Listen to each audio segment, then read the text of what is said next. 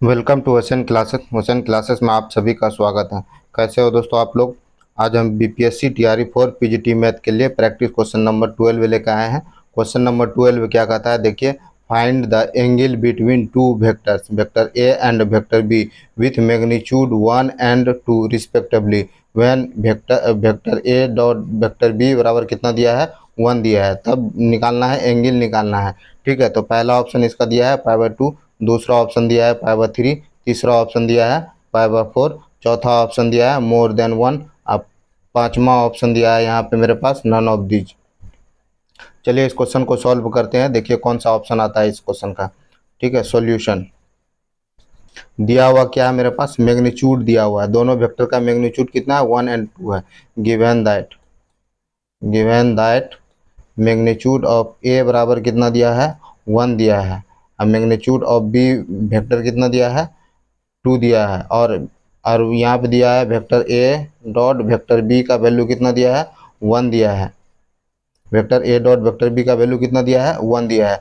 तब निकालना, एंगल निकालना है। कितना एंगल होगा, कॉस थीटा बराबर फॉर्मूला होता है मेरे पास vector A dot vector B का मैग्नीट्यूड बटे vector A dot vector B बटे वेक्टर ए का मैग्नीट्यूड अब बटे वेक्टर बी का मैग्नीट्यूड। तो यहाँ से हो जाएगा थीटा बराबर मेरा कितना हो जाएगा, थीटा बराबर इधर आके कॉस इन्वर्स हो जाएगा vector A dot vector B बटे वेक्टर ए का मैग्नीट्यूड और वेक्टर बी का मैग्नीट्यूड।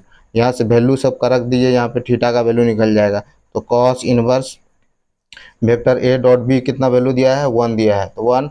और वेक्टर ए का मैग्नीट्यूड कितना है मेरे पास, 1 दिया है, 1 इंटू अब वेक्टर बी का मैग्नीट्यूड कितना दिया है, 2 दिया है। चलिए सॉल्व करते हैं इसको। थीटा बराबर हो जाएगा मेरे पास कॉस इनवर्स 1/2। ठीक है, तो थीटा बराबर कितना हो जाएगा, कॉस इनवर्स कॉस हाफ।